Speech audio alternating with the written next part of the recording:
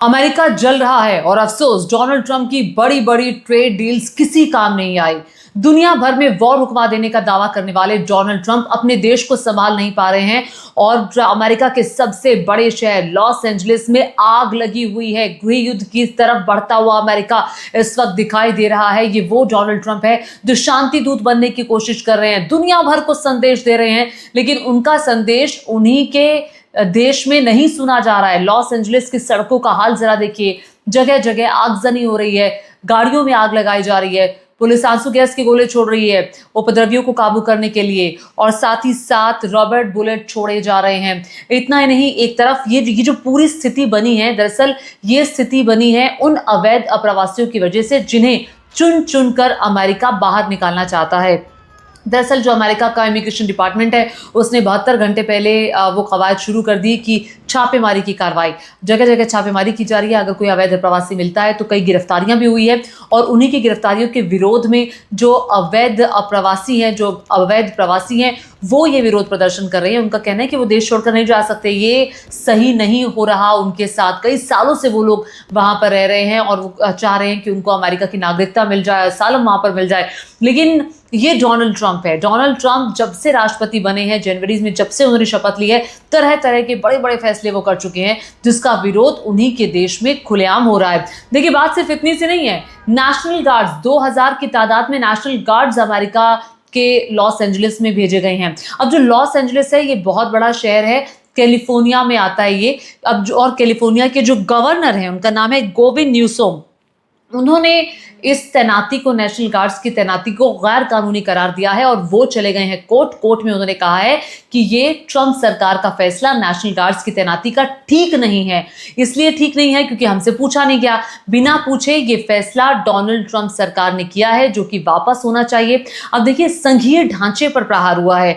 वहां के जो गवर्नर है वो कह रहे हैं कि हमसे नहीं पूछा गया, यानी कि देखिए, एक किस्म से आप उसको ऐसे समझ सकते हैं कि केंद्र सरकार और राज्य सरकार की ये लड़ाई है जिसमें गवर्नर ये फैसला कर रहे हैं कि मैं कोर्ट जाऊंगा, और कोर्ट का रुख भी कर लिया। अब देखना होगा क्या होता है कोर्ट में।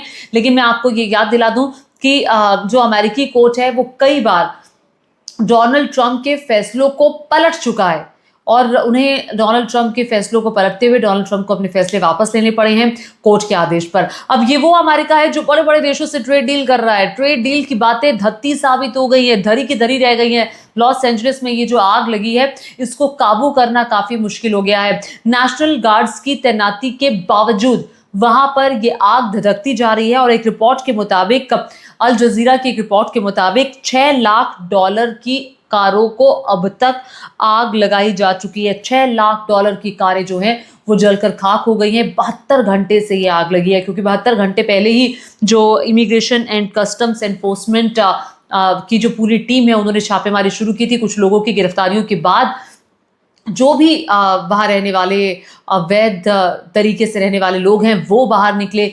मैक्सिको का झंडा लहराया जा रहा है, कुछ लोग फिलिस्तीन का झंडा लहराते हुए भी वहां पर दिखाई दिए हैं। तो अपने ही देश में शांति स्थापित करने में नाकाम पूरे तरीके से डोनाल्ड ट्रंप और शरणार्थियों ने आंदोलन करके पूरे शहर को आग लगा दी है। देखिए, ये वही अमेरिका है जो खुली बाहों के साथ लोगों का स्वागत करता था। ये वो अमेरिका है जो मानवाधिकारों की बात करता था। ये वो अमेरिका है जो दुनिया भर को मानवाधिकार का संदेश देता था। ये वो अमेरिका है जो यूक्रेन और रूस के युद्ध को रुकवाने की बात कर रहा था। ये वो अमेरिका है जो हमास और इजराइल की मध्यस्थता कर रहा है। और ये वो डोनाल्ड ट्रंप है जो 12 से 13 बार कह चुके हैं कि मैंने भारत और पाकिस्तान की वॉर रुकवा दी। भाई, वॉर आप दूसरों की तो बाद में रुकवाएंगे ना, पहले अपने देश में लगी आग को, अपने देश में लगी इस वॉर को रुकवाएं तो कोई जाने। तो डोनाल्ड ट्रंप बेबस दिखाई दे रहे हैं।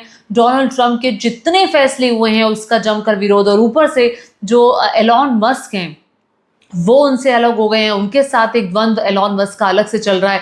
एलॉन मस्क अपनी एक नई पार्टी बनाना चाहते हैं, डोनाल्ड ट्रंप को रिप्लेस करने की बात कर रहे हैं कि जेडी वेंस जो कि उपराष्ट्रपति हैं उनको राष्ट्रपति के पद पर बिठा देना चाहिए, उनको रिप्लेस कर देना चाहिए, डोनाल्ड ट्रंप को हटा देना चाहिए।